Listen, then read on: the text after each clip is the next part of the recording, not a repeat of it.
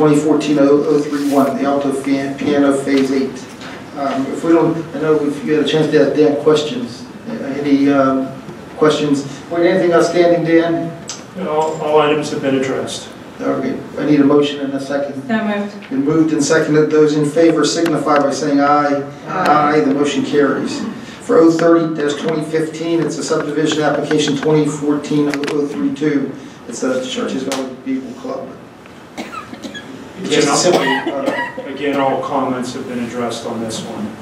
It was a simple subdivision too. It's been moved. Seconded. Those in favor signify by saying aye. Aye. The motion carries. For 031-2015, it's another subdivision application 2014-033. It's a Premier Holdings consolidation plan. And again, I know the engineer's here, but it's a simple subdivision. Is it not, Dan? It is, and they have addressed all the comments. Have a motion? So moved. Moved and seconded. Seconded. Those in favor signify by saying aye. Aye. The motion carries. This approval for the Muse planning module.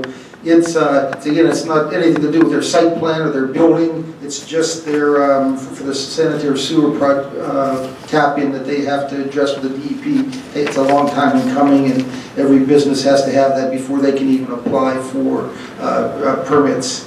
So it's 032-2015, the planning module for the sewers for Muse Elementary School expansion. So moved. Been moved. I have a question. Tom, maybe you know the answer to this. Is a two-story building. Is there an elevator in it? It says there is in the program. What? In the program I have at school, they said there's elevator. There is an elevator? Yes. Okay. Thank you. Ready to move the motion? I'll second it. Moved and seconded. Those in favor signify by saying aye. Aye. The motion carries. We've had a request for some fire hydrants on Brookstone and Overview. So 033-2015 is approving those 4 fire hydrants to go in with the main water line on the overlook. So moved. It's been moved and seconded. Those in favor signify by saying aye. Excuse me. Has the fire department been consulted on this? I mean, I don't know why we're rushing through these systems, but nobody has a chance to think of what they are. You were supposed to think about it last week. Well, I thought about it, but it's very difficult for me to even get a question in here. And I don't know if anybody in the audience. Okay, look, Elizabeth, this is a preemptive shh. And no, I have a whole bag of shh with your name on it right here, ready. Okay, well, I want to know, has the fire department been consulted on this? Bruce? It's my recollection. Okay, if I may, Harry Sayeda has been, for the most part, reviewing the locations, and he does coordinate that with the fire company. Harry and I coordinate things as well, and we had a meeting. I had a meeting with Harry as well. He's approved the locations as well as Pennsylvania American Water.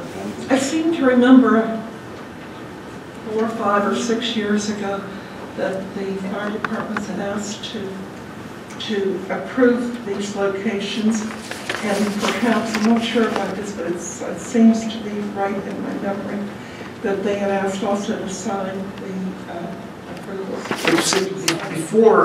Before we had a guy like Harry, who had some experience in it, we needed the fire departments to meet with either the developer or our zoning officer to help locate it.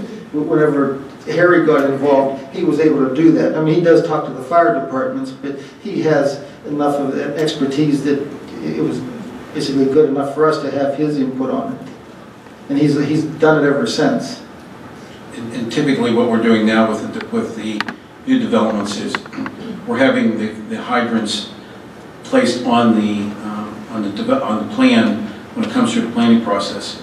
And then at that time, Harry and I also get together and so it's not actually when the hydrants are, the water lines are going in, so it's done well in advance. Okay, and he's communicating with the fire departments then? He does, yes. Okay.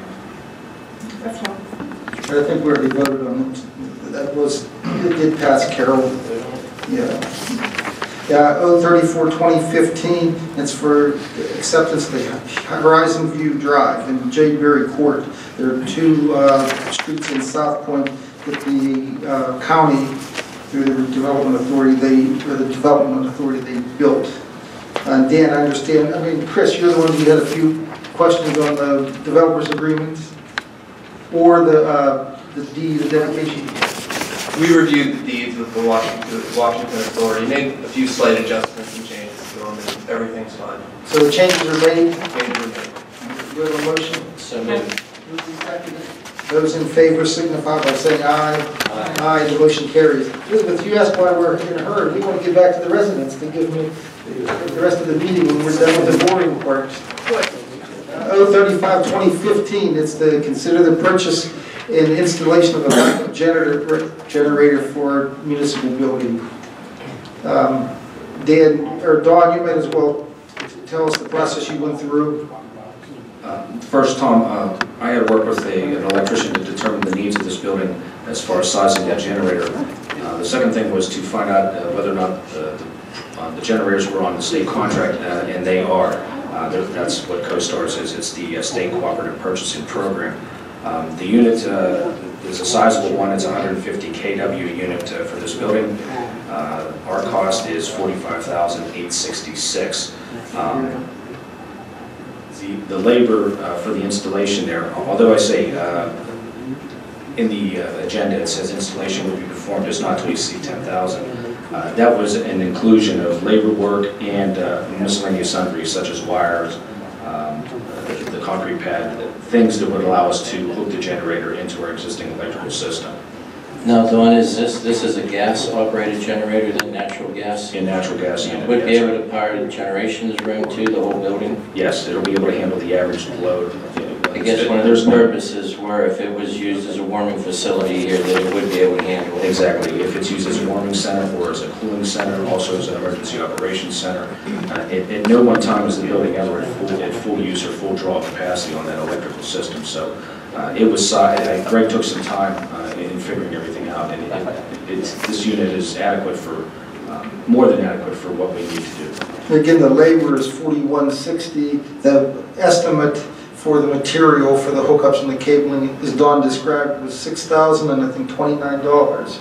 So I mean, if we go to make a motion, we have to approve the generator separately because that's coming through our CoStar purchase. It's separate. Then we can authorize the expenditure for Greg Milbar as electrician, and also authorize Dawn to work through whoever you want to work through. Maybe Bill to get the material for it. And we can put on a not to exceed price on both of those quotes that we had. I make the motion for the cost of the generator, $45,866.